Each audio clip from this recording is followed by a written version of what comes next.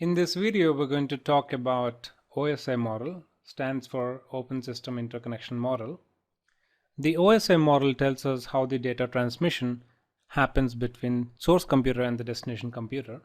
For example, when we talked about client-server architecture, this source computer is the computer where your browser is running and destination computer is the server. Or we can say the communication happens between two applications because ultimately it's two applications or the programs where the communication happens. For example, between the browser and the web server software. Now let me warn you that OSI model is very complex. I'll try to put it simple in this video. So you may not be able to understand this concept in the very first go. It takes a while to digest. And added to that, if you're a Java programmer, you're not really serious about understanding this architecture very deep. Because as a programmer, you're interacting with these three layers that I've pointed out.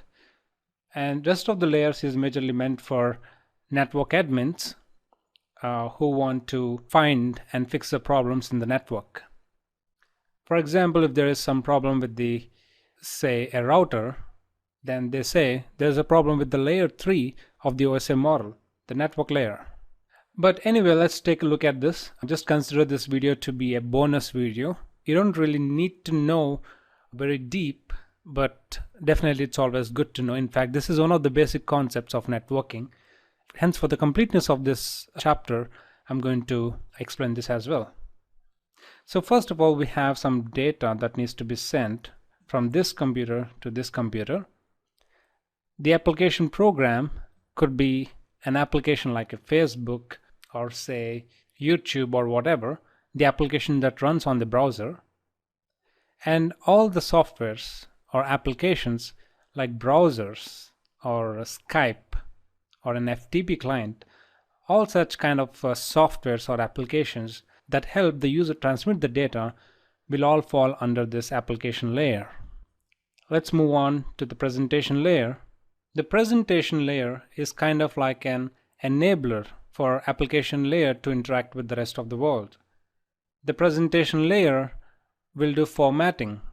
It will kind of translate the data from the application layer to the data that all the further layers can understand and process and ultimately transmit the data. And then we have the session layer. We've already talked about establishing a session with the server in client-server architecture. That's exactly what it is. This is where negotiation happens between client and server. And so they are good to exchange the data between themselves. Coming to transport layer, there are a lot of things that will happen here. The transport layer is majorly meant for reliably sending the data between the two parties.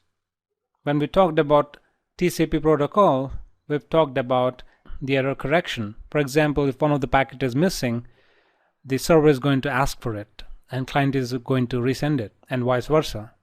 And also the order of the packets are guaranteed. I mean the flow control. The flow of packets will retain their order even after reaching the destination. So that all such kind of things will take place in the transport layer. Also in this layer, the data will be split up into so-called smaller segments. So segmentation happens here. Along with that, the transport layer will also append some kind of an information. That information we call it a header. For each segment, there is a header appended. In transport layer, that header is nothing but the port number where the request needs to go or data needs to be transmitted. For example, when we submit an URL, it's going to be port 80 because that's the port where the web server would be running. We've already talked about it. And then the network layer. In the network layer, all the data that has been passed through from all the above layers will now be split up into packets. And network layer is where all the routers operate. And we've already talked about the functionality of a router. It majorly relies on the IP address to deliver the packet to the destination host. So if there is any problem with the router, then the network admin will call out and say, there's a problem with layer 3.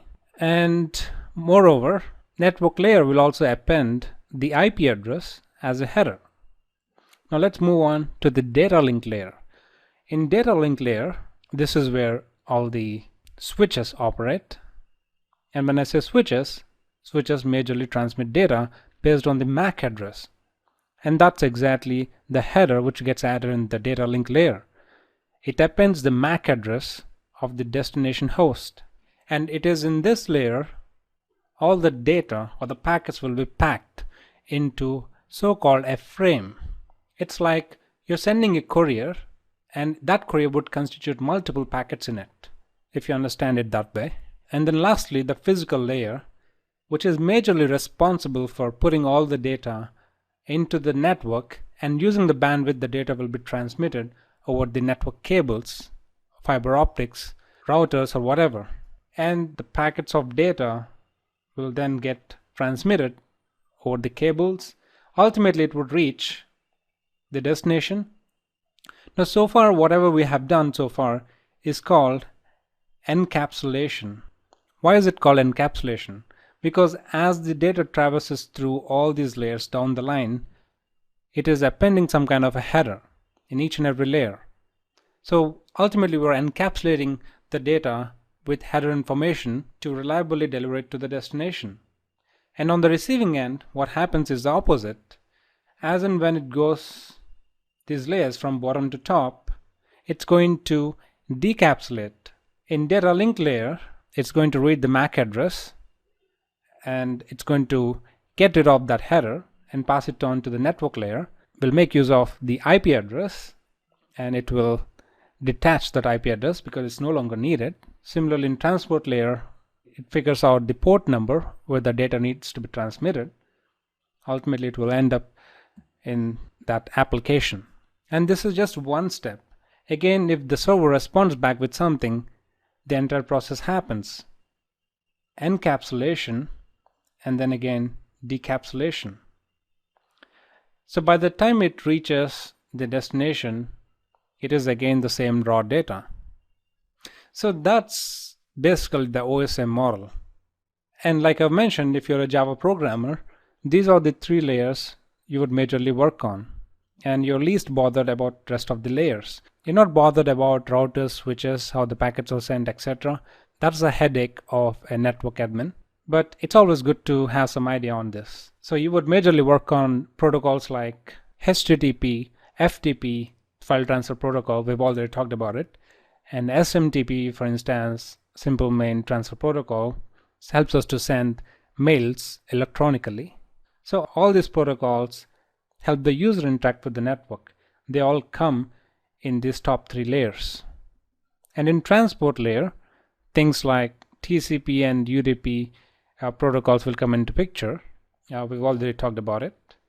And ultimately, the entire purpose of this architecture is to deliver the data reliably. And moreover, this is kind of like a logical division of the entire network so that it's easier for a network admin to find and fix the problem. Hope it makes sense. See you in my next video. And we'll start with some coding starting from next video. See you soon.